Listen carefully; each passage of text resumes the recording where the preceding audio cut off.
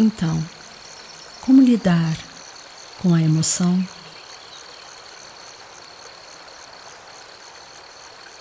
É realmente complicado lidar com a emoção, porque ela é como um rio. Portanto, se você tentar parar o rio, não funcionará. Ele irá fluir. Se você pular no rio e for carregado por ele, será um grande problema. Consequentemente, saltar no rio e ser carregado por ele não é bom. Assim, não caia no rio. E além do mais, se você tiver resistência e tentar parar o rio, não funcionará. Ele continuará fluindo. Então, o que você pode fazer? Não faça nada com o rio. Observe o rio. Olhe para ele. Logo, se você pode observar o rio, isso significa que você está fora dele. Mas você não tem que pará-lo, nem cair nele. Você é livre. Se você cair no rio e for carregado por ele, você não poderá vê-lo. Portanto, isso é o que eu chamo de poder da consciência. Por isso, para a meditação, o mais importante é que todos nós temos essa consciência.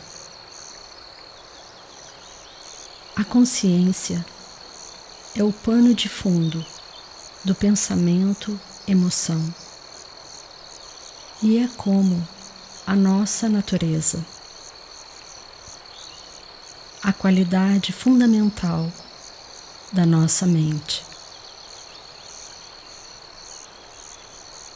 Não importa se você tem pensamento ou emoção, se você está feliz ou não, se sua mente está bem clara ou não. Assim, via de regra, o que chamamos de nossa mente, a consciência, a qualidade básica da nossa mente, é como o espaço. E o pensamento, emoção, é como uma nuvem. Dessa forma, normalmente, estamos presos na nuvem e não vemos o espaço.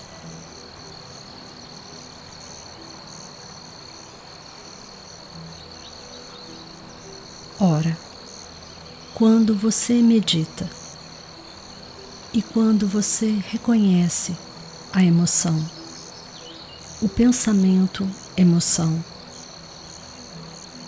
apenas sente-se com ele. Sente-se com ele e o observe. Se você observa, está automaticamente livre. Não precisa tornar-se livre. Se você observa o espaço. Haverá automaticamente um espaço entre você e a emoção.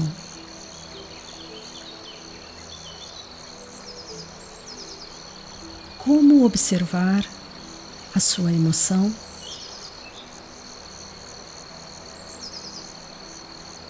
Traga a sua mente para o corpo e observe as sensações dentro dele.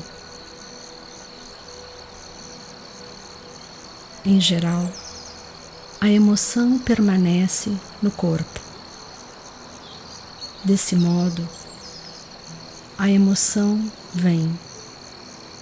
Muitas sensações dentro do corpo surgem. Apenas observe.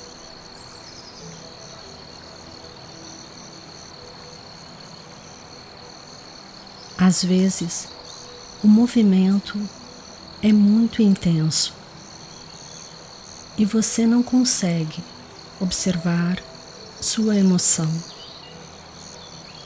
Por isso, a segunda condição é que você não observe a área tensa do seu corpo. Talvez observe uma área neutra do corpo ou mude seu objeto. Não observe as emoções. Ouça o som ou observe sua respiração.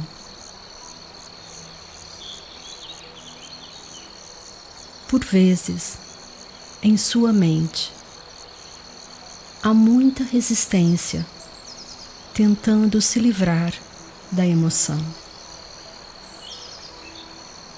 Em vez disso, não observe a emoção. Observe o pano de fundo, a motivação que está por trás da emoção, a resistência, o medo, a aversão à emoção. Observe isso. Ocasionalmente, você tem que fazer uma pausa. Você não consegue observar na prática. Faça uma pausa e depois continue. E então, um dia, você e a sua emoção se tornarão bons amigos. E a sua emoção se tornará seu apoio à meditação. Sua emoção se tornará sua amiga e sua mestra também. E por que estamos vivendo em uma era de ansiedade nesse momento? E quais são os antídotos para isso?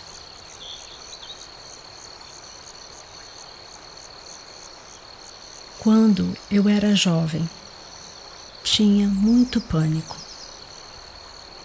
Tentei várias coisas. Tentei me livrar dele à minha própria maneira. E nada me ajudou. Então, pedi a meu pai que me ensinasse meditação. Meu pai me disse: não tente bloquear isso. Não tente se livrar do pânico.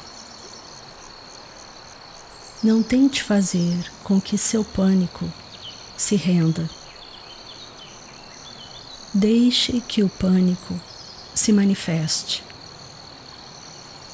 Apenas conecte-se com a sua consciência.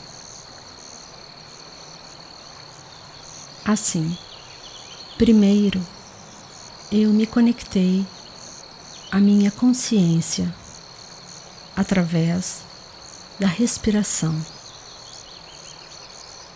ciente de que estou inspirando e expirando. Lentamente, conectei minha consciência às sensações dentro do corpo, da cabeça aos pés. A natureza da sensação é o conhecimento, que é a consciência. Dentro dessa consciência, as más sensações são aceitáveis e as boas sensações também são aceitáveis. Quando eu sinto pânico, tenho uma sensação. No momento em que olho para a sensação, então o pânico não é mais seco e sólido. É como uma rocha no oceano. O oceano é a consciência e a rocha é como o pânico. Devagar, meu pai me disse que existem duas causas importantes do pânico. Uma é a aversão. Eu entro em pânico por ter pânico. Eu não gosto do meu pânico. A segunda é a ânsia por algo isento desse pânico.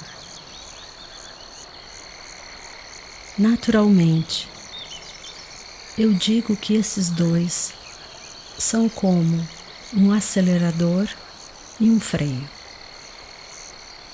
Quando você dirige um carro, você precisa de ambos. Sem esses dois, não se pode dirigir.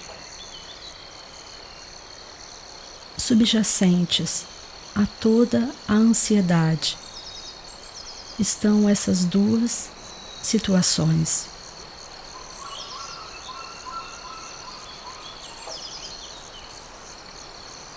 Meu pai me disse: não tente bloquear o pânico. Apenas dê as boas-vindas. Deixe acontecer e conecte-se com a consciência. Então, eu fiz isso e realmente me ajudou. Mas mesmo assim, eu tinha o hábito de tentar me livrar do meu pânico. O que eu fiz foi: olá, pânico, seja bem-vindo. Se eu disser bem-vindo, você não voltará mais, certo?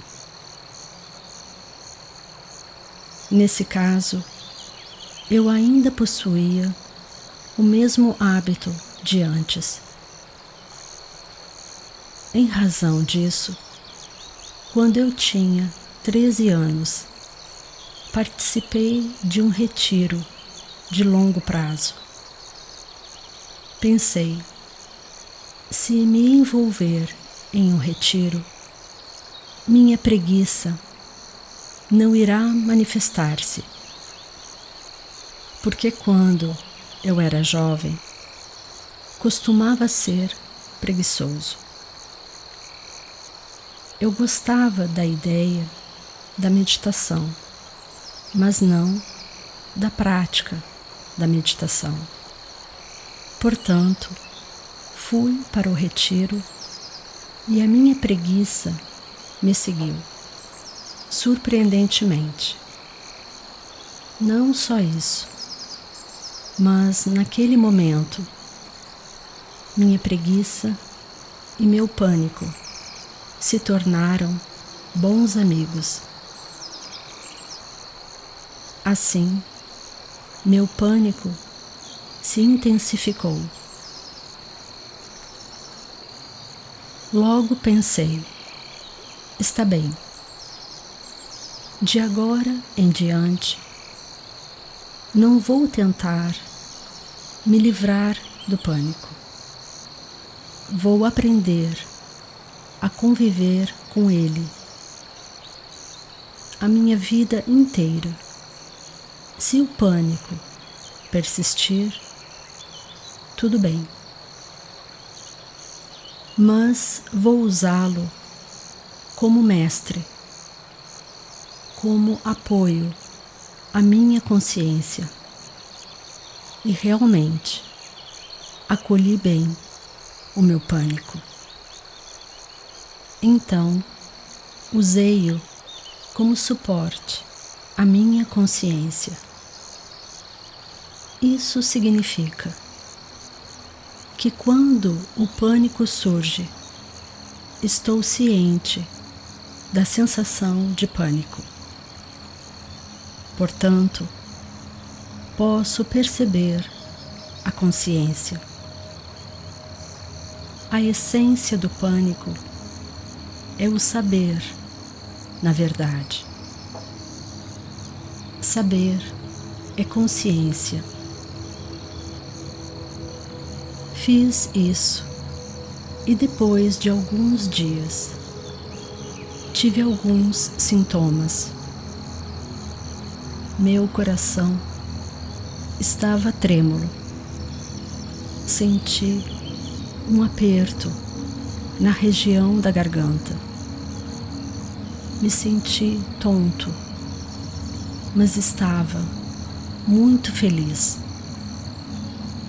Assim, quando o pânico surgia, sentia que era empolgante.